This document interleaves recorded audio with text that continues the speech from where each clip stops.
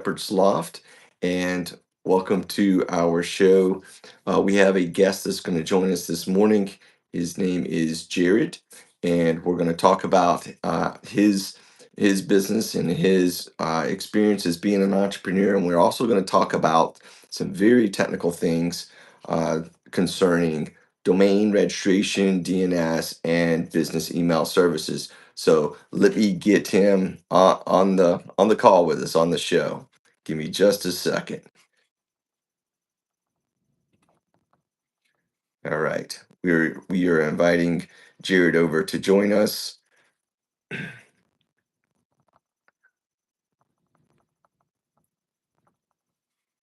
and he should be here in just a minute. All right.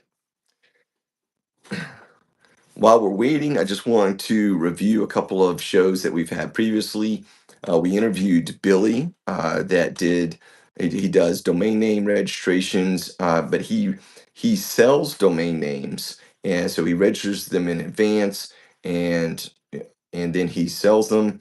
So that was a really great episode. We talked a lot about the pitfalls of not renewing your domain name and how they can get lost. So this is a little bit of a continuation of that episode. So if you want to know about domain registrations and how you can purchase a domain name that's already been purchased, so there's some advantages to that. You can watch that show and see what all those advantages are.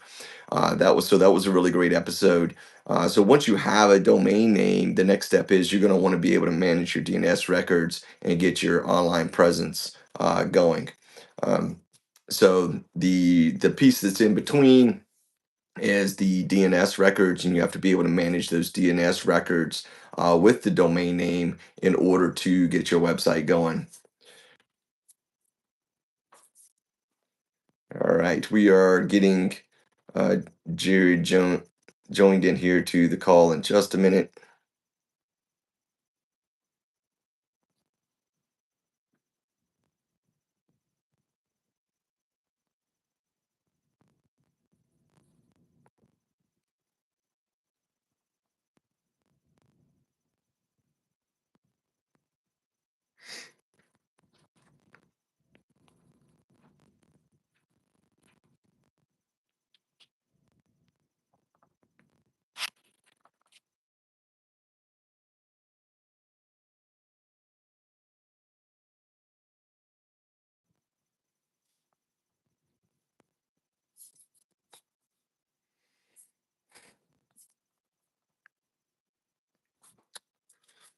So a little bit more background we will talk about in a minute as soon as Jerry gets on. I believe he's having some technical difficulties. So we'll get him. Jared and I have worked together a long time, and he has done a lot of the IT stuff for us relating to business solutions, DNS management, and uh, Microsoft and Google Workspace. So uh, we're going to get him on in just a minute.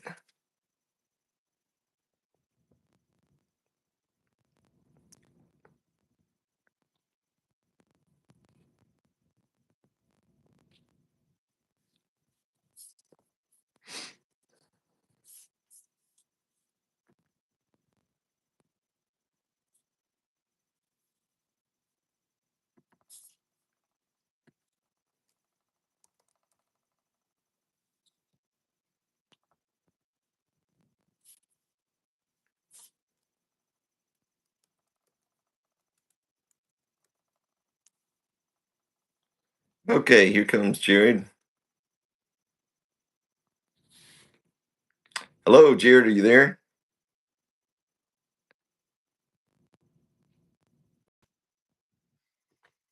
Ah, there we go. Welcome to the show. Let's Yes, sir. check our audio here. Can you hear me just fine? Yep, very Yeah. good. All right. Good morning, everybody. This is Jared from MBT Pro. And Jared, how's it? You're just a little bit further south of me down towards Atlanta Erie area. So did you have a good Christmas, a good holiday? How's it been going? Oh yeah, yeah, absolutely. We we dealt with a little bit of adversity here and there, with illnesses and whatnot over the holidays. But Yeah. we had a great time. And then, of course, lately it's been a little wintry around, around these parts, and so probably more so where you are even. But we've been locked in the house for a few days here and there, but no, it's been great. I'm a winter guy, so I love the cold. Okay. I experience way too much heat growing up in South Louisiana, so I'm good with that. Okay, yeah, yeah. Well, that explains it. Yeah, this has been a little bit cold for even for us mountain folks. Mhm. So now, Jared, we have known each other. I was trying to think about this the other day, and I didn't come up with any numbers. So everybody, this is Jared with MBT Pro. I believe I said that mentioned that earlier, but Jared has a background in IT. Yeah, so you have an IT degree, and you've also worked as a contractor and an employee in many different roles in that industry. And we've been working together. I can only guess 2014, maybe 2012. I'm not even sure. Yeah, it's been around. I think it was I got married and oh, I'm gonna get in trouble if I don't remember that. I got married in 2010, and I think we met the year after, and so it was probably late 2011 or early 2012, and we started, you know, doing business together. Wow, that's amazing. Uh, yeah, that's even further back. Yeah, because I think we were involved in some other things, and then we figured out that we could work together. So maybe the working started a couple of years later. Yeah, So it's really good to have you on the show. We have been planning this probably for 8 years to talk about dudes. We call it dude service, right? So it's the domain names, emails, website records, and I forgot the last D. Uh, DNS. DNS, right? Of course, which is the glue that kind of holds it all together. That's right. So we want to kind of go over those things today, but before we do that, give us a little more history of MBT Pro, and as an entrepreneur, what inspired you to kind of work for yourself, and tell us about that experience. Yeah, yeah, and I appreciate that. Great question, Dave. I've always had a heart for that side of life. I remember, in college, I decided that, I always wanted to, being a tech guy and having an interest in that, I got a degree in computer engineering, but I also had a heart to, you know, uh, be an entrepreneur. And so I took a lot of business classes there at Tulane University in New Orleans and New Orleans, as maybe some of you guys say. But I ended up with a business minor, and then I started working as a consultant for a company for a while for local parish government down there. And after about 5 years of that, I just continued to have the same desire to just kind of go my own way, so to speak, and that's just kind of how I am. And I just felt led to go ahead and kind of venture out into that direction. And so there was a guy that I'd done some computer work with. I had a handful of clients, and the name of his company was Millennium Business Technologies, and so I sold a house at the time, and so I had some cash flow there, at a cash sitting there to make a purchase. So I purchased those clients from him, and I started the business. And we had plenty of clients down in South Louisiana all the way up until when Hurricane Katrina hit, and then we lost a large portion of our clients, probably about 50% of them, and so we had to go ahead and shortly after that, I ended up moving up here to Georgia and met my wife. And then when I met David, I was in the process of starting to gain some more clients up this way, as well as supporting my clients down in Louisiana still remotely. And so that's kind of where it went. And I wouldn't trade it for anything. Being an entrepreneur is a God given just desire.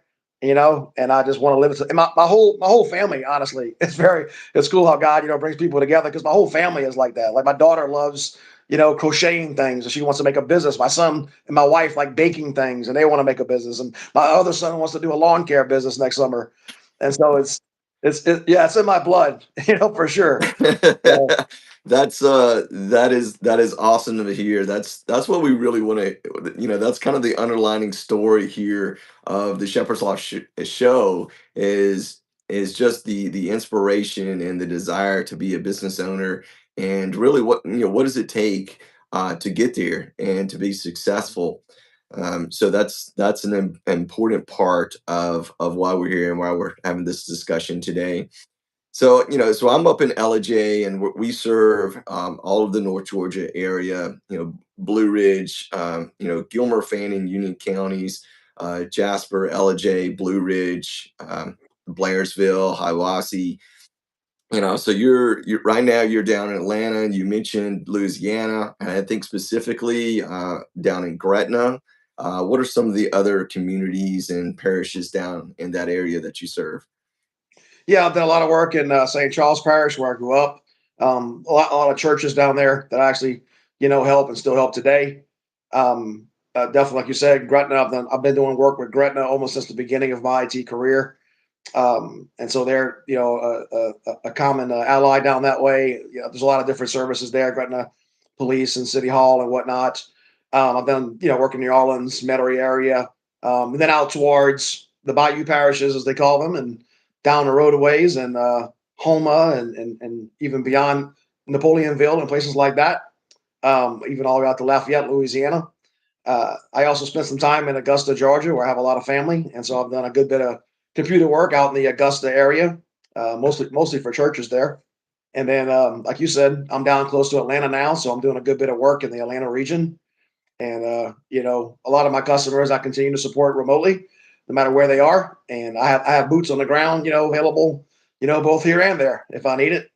But I'm there for the project work, and I'm there for the relationships, that customers, need. And I mean, a lot of customers, a lot of my clients that I work with, they're clients that want the personal, touch of somebody they can reach out to. And I'm in your corner. I'm there for you. I'm fighting for you to get this done, and I'm available. And so that's the bulk of my customer base. Okay. Well, awesome. Yes, I got some family out in Augusta as well, so that was an interesting aspect or area that you're working in as well. And so, so let's get down to, and I mentioned this before you got on, but we had an interview with Billy. He buys domain names and resells them, and we talked about some of the importance of making sure you renew that domain name, and because you don't want to lose that. There's a lot of benefits that have it of having a domain name that's been registered for a time period. So from there we go into the next step, which is the DNS, which is the domain name servers. Just how critical are these records that get managed in. I've got the top three here: the SPF, the DKIM, and DMARC. I know those are kind of crazy and acronyms for anybody that's on the show, but just understand that those records is kind of like I like to think of it like owning a house, and you have records at the courthouse that tells what your property line is and what your taxes are, and all the, your 911 address. You have things on file with the community to help be able to find you, so the emergency vehicles can find you and things like that. So that's kind of the same concept with these DNS records. So just from the top level, talk to us about the authentication process, just real top level. How does these DNS records work, in terms of authentication and to be able to make your email and your website work? Yeah, absolutely, Dave. You described kind of DNS, and a lot of people are familiar, of course. Everybody knows website, email. Some people kind of have some basic understanding of domains. Of course, you need to purchase a domain name and register it. But the DNS is kind of that's where me and you come in. We're the behind the scenes guys. I like to describe the DNS service as kind of like a post office. It's like it's a post office for your domain. And so if somebody is on the internet looking for one of your services, be it email, website, or anything else, the internet powers that be, they send that to your DNS post office, and the post office for your your DNS server says, hey, where is that item located? Where is the email? Who's hosting the email? Who's hosting the website? Okay, it's this guy, and they send them that direction, just like mailing a letter. Like, okay, all all that traffic's going this way, all that, correspondence is going this way. And so that's kind of a fun way of thinking about DNS. Makes it a little more relatable for people. It's kind of like a just like that. It's like a post office relay type service. Um, Yes. so to answer your question, though, I just wanted to kind of lay a little groundwork there, so we have some common ground. But um, as far as the records you mentioned specifically, those are mostly in relation to ensuring proper email flow. And so that's those records weren't near as important. In fact, I don't even remember hearing about those records. Even just 10, 20 years ago, whatever it was. It just wasn't something Yeah. that you dealt with much. Maybe SPF to some degree, but the DCAM and the DMARC, those are relatively new, security measures that were put in place because, as we know, there's so much, hoopla, on the internet, and so we, as a people, so to speak, we had the technical people, we had to figure out a way to do things like guarantee more secure email delivery, try to Right. try to limit spam, as much as possible, Right. phishing schemes, things like that. And so those records, like SPF record, that helps validate the domain name. Like, hey, this is a legitimate domain name. This is, you own this domain. You have the DNS record set up, and so hey, this any email sent from this domain name, they can be trusted. And so those records, each one of them plays a different part, in those services. But those records they are vitally important. And as you know, Dave, we worked with customers recently who were having email delivery issues because those records, weren't set up properly. And so Mhm. more and more services, Microsoft, Google, and beyond, they're becoming more and more. They're like, hey, you've got to have this set up. If you don't, then we can't guarantee that you're going to have proper email delivery. It might bounce back, might not get delivered at all. So Yeah. Yeah, so I was just thinking about the timing on that, and I believe it was about 2 years ago, maybe three. So it was 2023 or 2024, when there was a big push. Okay, we need to try to prevent more spam from being sent out, and so we're going to enforce these records. And really, the enforcement came from Hotmail, Yahoo, Gmail. I mean, all the big name domain names where a lot of people have free email addresses, right? So those companies said, hey, if these records are not a match, if the people don't have these records and they don't match the domain name, if they're not entered, we're not going to accept the email from them anymore. And it was like literally in one weekend, and like everybody like, I'm not getting emails, I'm not getting emails, I'm not getting, and it was just this huge trigger, and that was 2 or 3 years ago. And so this was relatively recent, an event that happened. And I've got a note here. One of the things that specifically, and maybe you can elaborate, one of the specific things that an SPF record does is allow third party services like a website, MailChimp, Constant Contact, QuickBooks, all of those online services are sending email on your behalf. So, to use your post office analogy, right? If you're mailing somebody something and there's multiple people living there, you can put in care of on your letter when you're mailing it, right? So you have the person in care of David Grubb going to, so it's going to Shepherd's Loft in care of David Grubb. So that not only is going to, the company, it's going to that person at the company. So that's what these third party services is doing. So those are just some of the ones that I'm used to working with. And so if you want to elaborate on that, and then also the DKIM mark mail, so it adds a digital signature. I'm just looking at some notes here. Uh, and I think the DMARC works the same way. But there's also a reporting process in there. So maybe you can elaborate on all those things.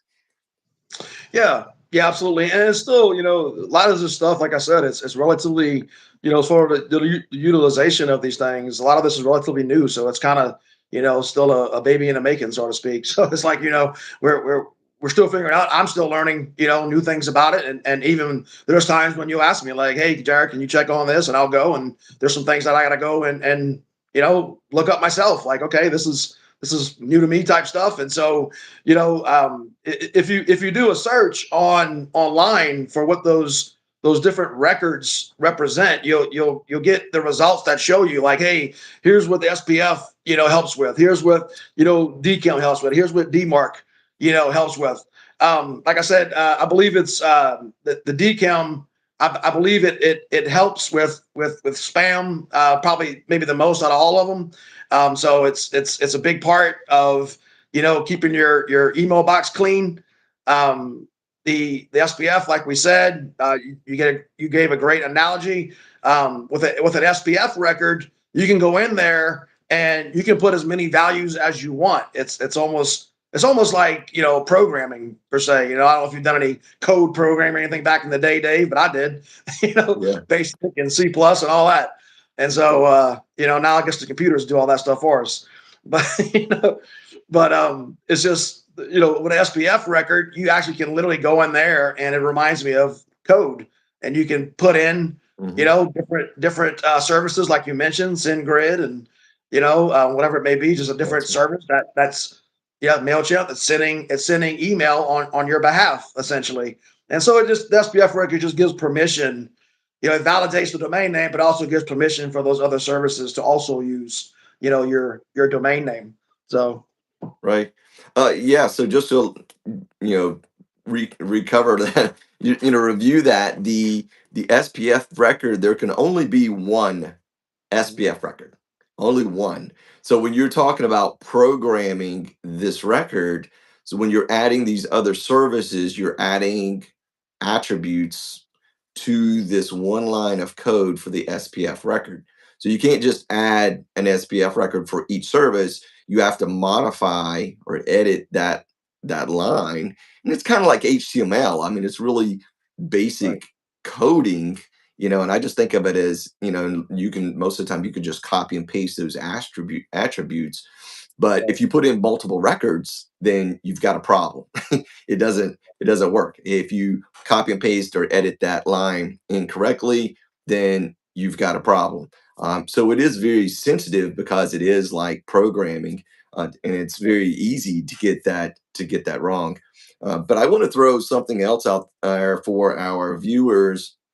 Um, when you If you purchase, so there's a big benefit of, if you're doing this yourself, there's a big benefit of, like, if you've purchased your domain name with GoDaddy, or I prefer Hostinger, and we're not sponsored by any domain registrations, but if you also build your website or purchase your email accounts through the same provider, I have noticed that they will automatically add your email records for you, and that's a huge convenience.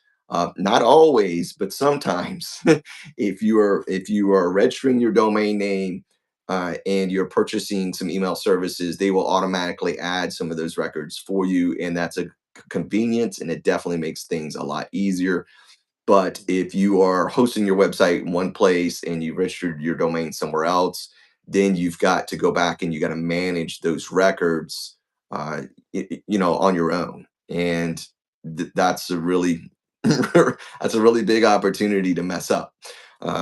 So those are there. I was going to dive a little bit more into, well, so that wouldn't bring up the MX records. So I believe those would automatically add the MX records. Now, prior to 2023, MX records used to be the only thing we needed, right? I mean, how simple was it, like, mhm, 10 years yeah, ago compared to now? right. Yeah, yeah, absolutely. And so MX record is just just FYI, it's basically the mail exchange. So there's the post office side of things, right? So the MX record tells the internet where's your web server, like I'm sorry, where's your email server. So again, back in the day when I first started in the biz, most customers that I dealt with had a on site or an on prem, we call it, email server. And so they had an actual physical server on their network connected, and we had to allow the outside world to talk to the internal server so that and that's where the domain, the email for that domain was being hosted. And so the MX record in your DNS settings would point back to that server, your server, physical server, and sitting in your in your office space. And so that's how it all started. And then all of a sudden, Microsoft said, you know what, we'll just host email servers for you. And we'll, the cloud technology began and all that. And so Microsoft started hosting, cloud-based email servers. And obviously today, we know it as Office 365 or Microsoft 365, as it's called now, or sometimes they call it Exchange Online. And so that was kind of the progression of it. We moved from most people having an in-house email server. If you didn't have an in-house email server, you would normally have to either just sign up for some kind of Yahoo type service, or you would use something like you had, David, Rackspace, and at best you'd have Pop or Yeah. S, the IMAP, email, which was very cumbersome to set up, didn't always work properly. It was different no matter what Yeah. device. It was very confusing and frustrating. So Microsoft said, "Hey, we're gonna resolve all of this, and we're just gonna put all the legitimate, email servers online for you guys if you want it." And most customers, even large, major corporations now, they use the online based cloud services for their email. And so, but yeah, and like you said, as of late, hey, MX record is not enough because again, there's just too much, riffraff going on and too many people, abusing email and hijacking addresses and all that. It's like if SendGrid and Mailchimp can send email on behalf of your domain, then so can all these other, Yeah. just these other just ruckus places. And so they were taking advantage of that. So the SPF record was born, and that helps with making sure, hey, nobody but the people that are programmed in this record can send email on your behalf. Wow, there's I mean, I have so many thoughts in my mind just from those comments. Yeah, I remember the old days when we had Pop and IMAP, and setting up Outlook was just, to me, was just such a pain. And yeah, it was a little bit difficult, but it was just annoying, and it was just so annoying. But then when we got the online service, setting after we got the online service, setting up email for a customer or for ourselves was so easy, because on like on your phone, all you needed was the username and password, and bing, Yeah. you were in. You were getting email on your phone, and that was super easy. But again, things have progressed so far, and more security has been implemented. So now, in order to do that, we have to go through like a double process and authenticate each step.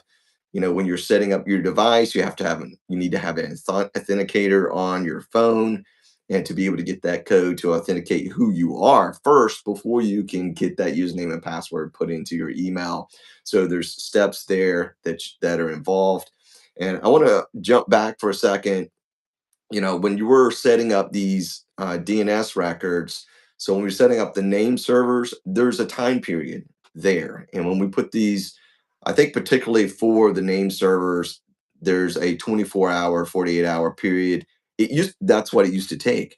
Even for domain names, I don't know if we talked about it in the previous video, but it used to take 2 weeks to Mhm. transfer a domain name. It used to take a week or 48 hours to update the DNS records. So there's a couple things. There's also a TTL, which means the time to live.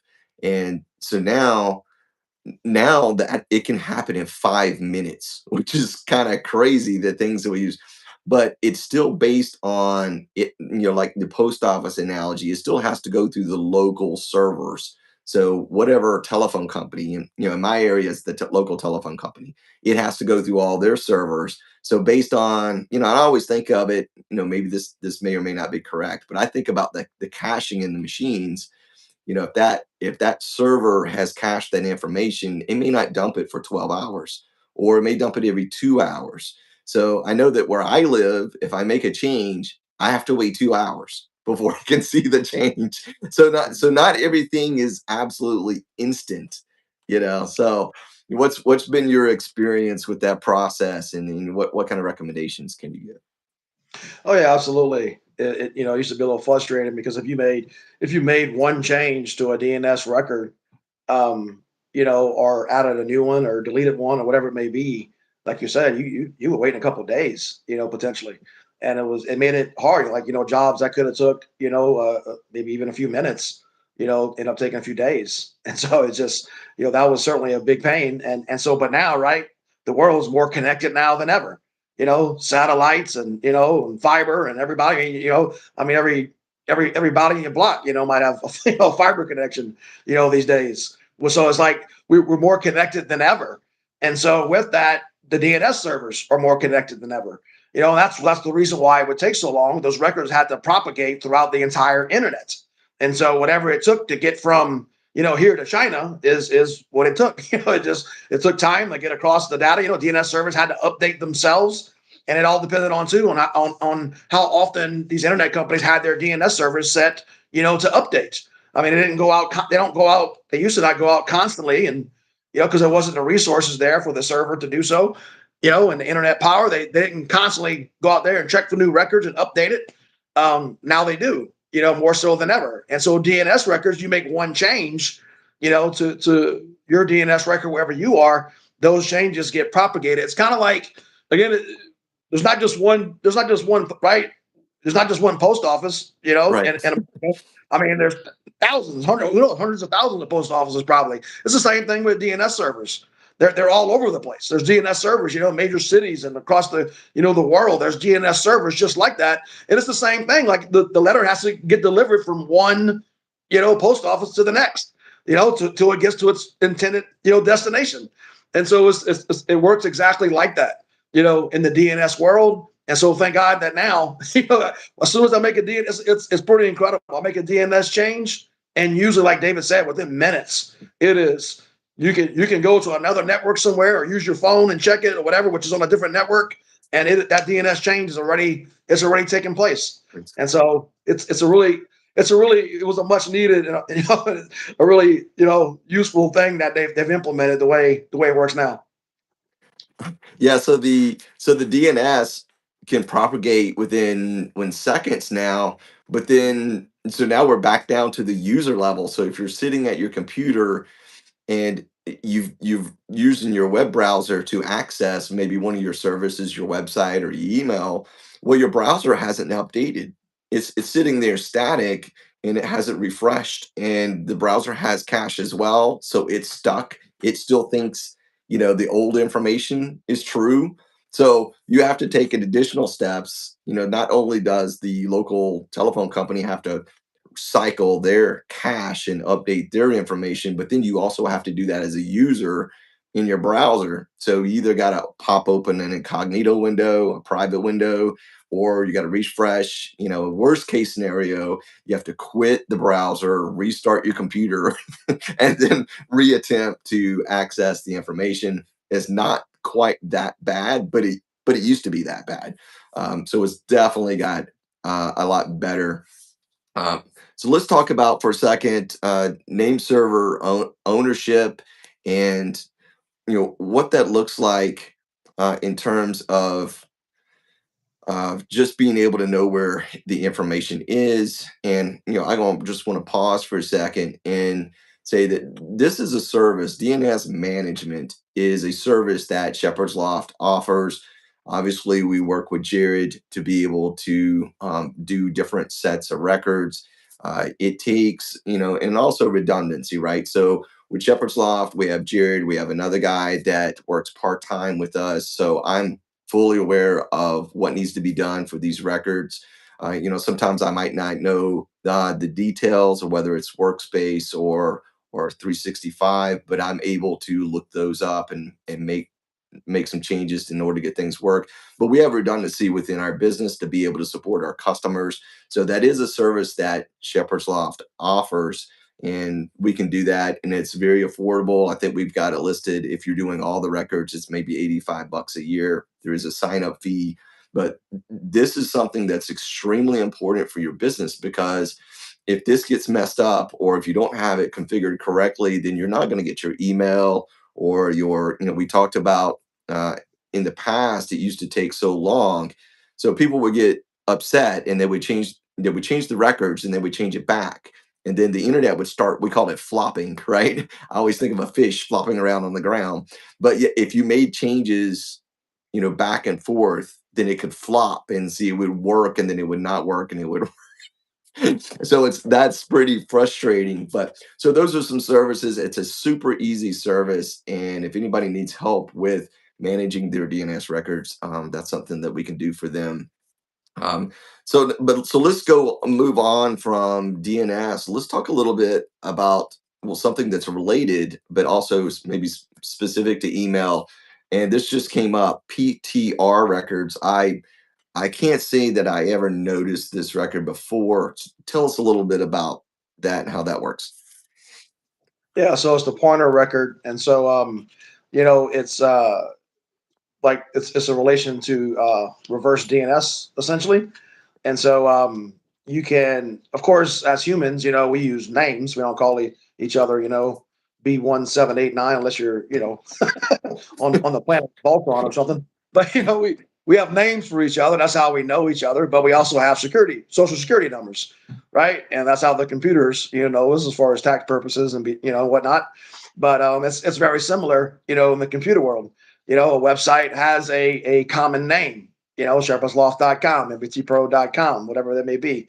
And so it has a common name, but again, that's not how the computers work. Computers are, number-based type system at their core. And so for every common website name that's out there, there's also an IP address, which is a series of numbers.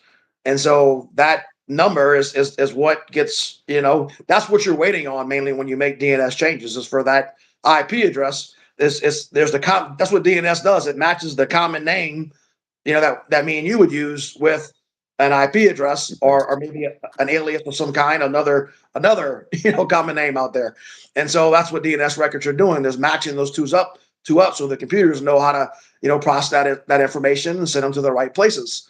And so there's a lot more I can say about that whole process, but I don't think you guys No, want to that's get good. that. Matching it up. I mean, that's yeah, that I get it. And so this was related specifically. We had an issue with this recently, and it is specifically related to the email services again. And so other things that Shepherd's Loft and that Jared helps us with is professional business email solutions like Office 365 and Google Workspace. In addition to those, Jared, what are some of the other additional services that you offer through MBT Pro beyond what Shepherd's Loft has? Oh yeah, yeah. Like I said, me and you have been doing the dude services now for some time. I just want to say, well, there's more I can say about the dude services.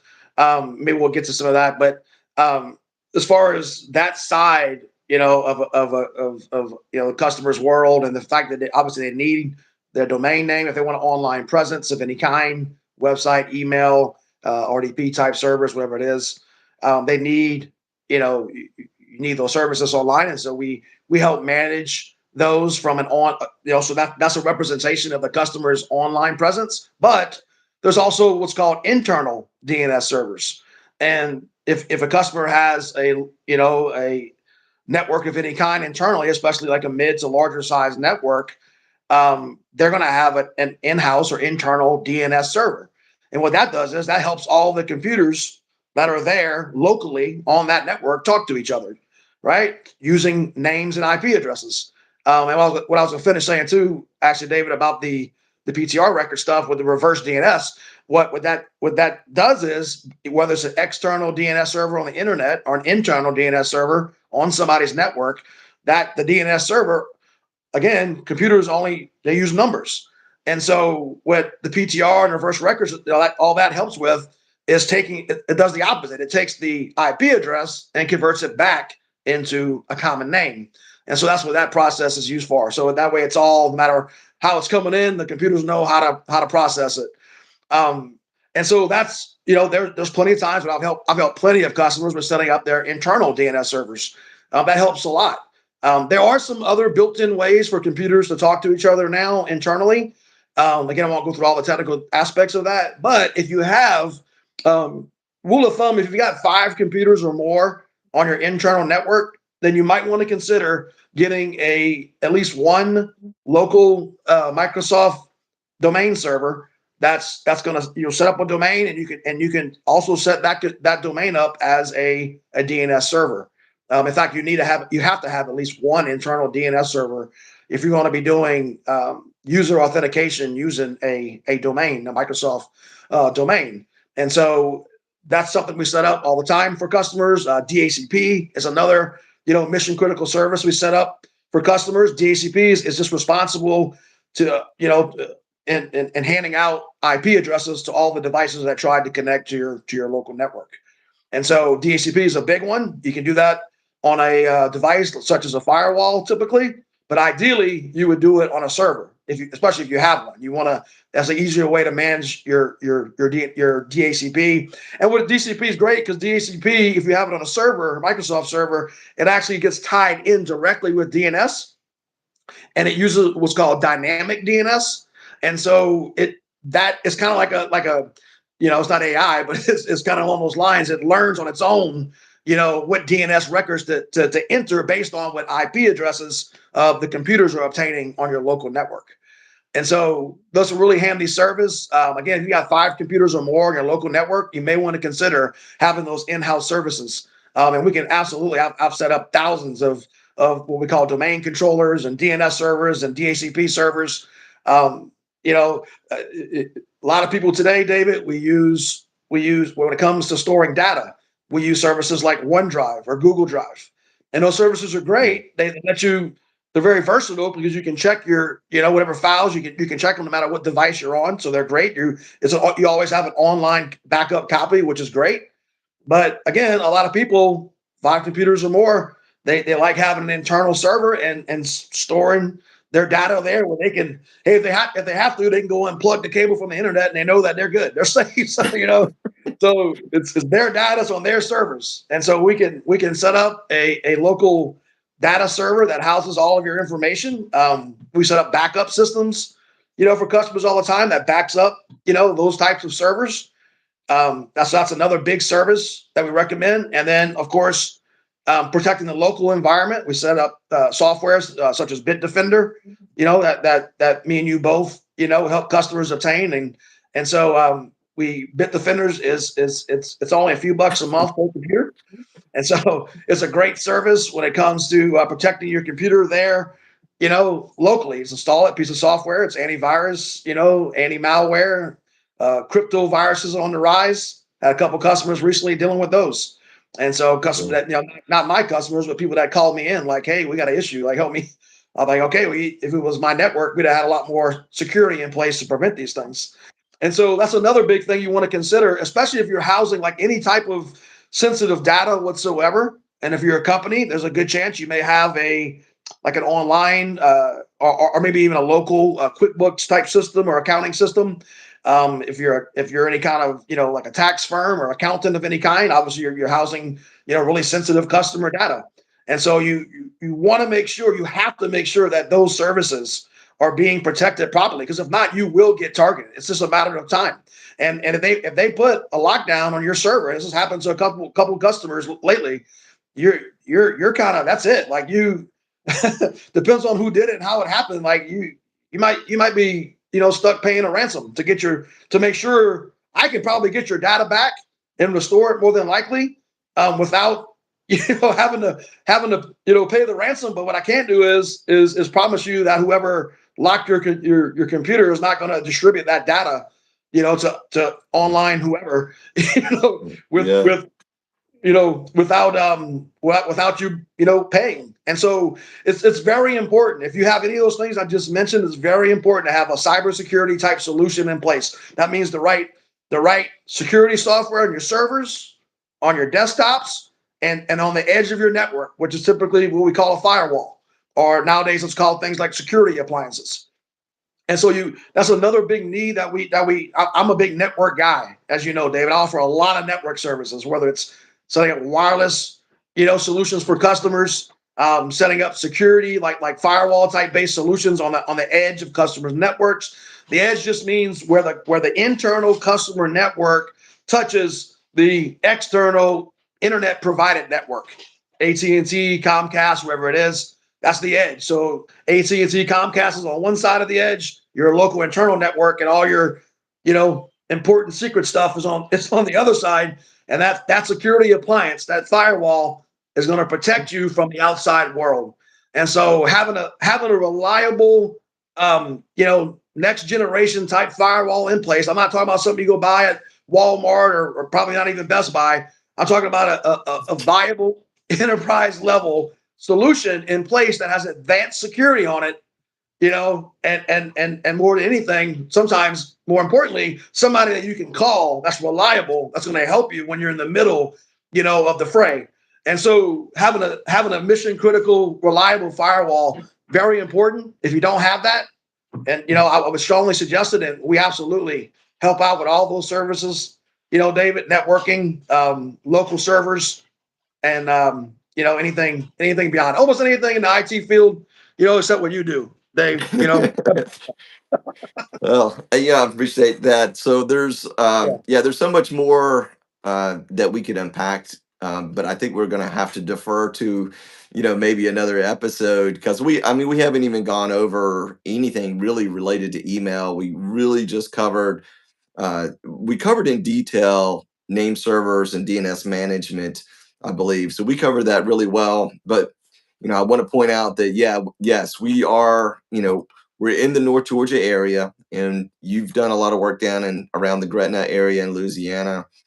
So these are the areas that we can serve quite easily, and it's nice. Sometimes you do have to kind of have boots on the ground. You need somebody there. You got to be able to see what's going on and what the user or the business is experiencing, what kind of problem they have, because it can be kind of challenging just to figure out what the problem is.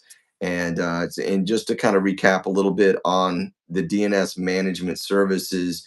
So if you've registered your domain name with company A, and then you've purchased your email from company B, and you've possibly purchased, your website hosting from company C, then you kind of need a web hosting company. You need somebody that's going to provide this DNS management to be able to coordinate A, B, and C together. So the traffic to your different services will work. And that's what Shepherd's Loft offers. That's what Jared helps us here at Shepherd's Loft with. And again, it's about having redundancy and having multiple people aware of how to fix these issues and troubleshoot them. So we do our best and react as fast as we can, with fixing those issues. So if you need help with those, you can reach out to us. Visit shepherdsloft.com. Jared, I want to thank you so much for being on the show today. I feel like there's probably a few more episodes in our future. I feel like you kind of touched on networking a little bit. We probably could do a whole interview on that. Just closing out, man. What are your thoughts with how the industry has moved with security and with all these new changes, and how is the AI, just final note, how is the AI impacting all of these things? Can you imagine us being able to edit DNS records through kind of a library type system? I mean, this is kind of a new concept. I mean, what are your thoughts on what the future holds? yeah. I'll tell you what. It's an interesting. It's. I watch. I don't know if you guys have. I'm an '80s child. Probably kind of like you, Dave. And I rewatched the movie Short Circuit. You guys remember that movie? One of Yes. my favorites. One of my favorite It's '80s PG movies. 13, by the way. Isn't it? Yeah. Well, it's PG back then because they didn't have PG-13 in the '80s. Now they do. So yeah, it should be PG-13 for sure. But I watched it, with my family. I did have the filter on, but I watched it with the family. And I'm sitting there, and I go to a racetrack, over there in Jasper, down the road from you, and they've got one of those robots that look almost identical to the movie, going around saying, "Excuse me, pardon me, I'm cleaning the floor. Excuse me." And he's going around cleaning the floor. Like, look at this. I'm like, we're in it. It's like, here we Yeah, it's are. here. It's here. Yeah. Yeah. And so personally, I know a lot of people, are AI people. I'm not, a whole lot. Like I do that side of it, man, that's awesome. Like I think that's super cool. Like I think there's some really fun ways of using AI for sure. I use it for photo editing and video editing and things like that sometimes with the ministry that I have, Firestarters, and so there's different things I do with AI, but just like from the more global perspective of AI, I have some concerns, as I'm sure a lot of people do as well. Like, okay, is this really going to take my job? Is this really going to wake up one day and decide we're no longer viable? As human beings, is it going to be judgment day? But like any technology, good or bad, and so a lot of good aspects, to AI. The way it's affecting, it's of course, what we do, it's affecting what we do drastically, and Yeah. it takes a little longer to affect areas kind of where you are, away from cities, as far as there's not as many people using it per se, or wanting to, but it finds its way, to all of us for sure, technology. And for me, I haven't used it a whole lot yet in what I do.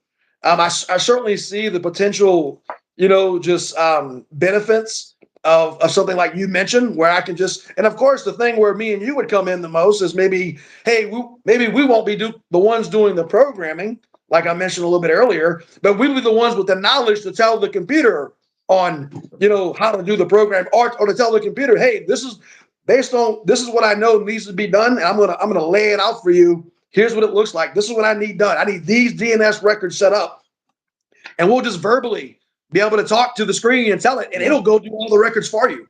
You won't have to go type in anything. It'll Yeah. just set up all the record, but you have to have the knowledge to say, right, here's what needs to happen. Yeah, yeah, we're the interface, right? The customer can talk to us, and then we Yeah, interpret it. We're the interpreter. That's what it is, and then we interpret it into the language that the machine can understand. So yeah, that's I right. definitely see that as a huge part. So maybe we don't need an army of people, but we certainly need somebody that has a basic understanding, has the experience, the education, and can Yeah, translate the customer's problem into machine language to be able to make those changes. Well, yeah, great, man. I mean, it's been a joy having you here on the show. We finally covered DNS management. I think we covered it pretty thoroughly. So next time we can dive into some other maybe business email solutions. So thank you so much for being on the show today, and we'll have you back soon. So. yeah. Thanks, David. I enjoyed it immensely, bro. I appreciate it. All right. See you guys later. Thanks. Visit All right. shepherdsloft.com. We'll see you soon. Yeah, God bless.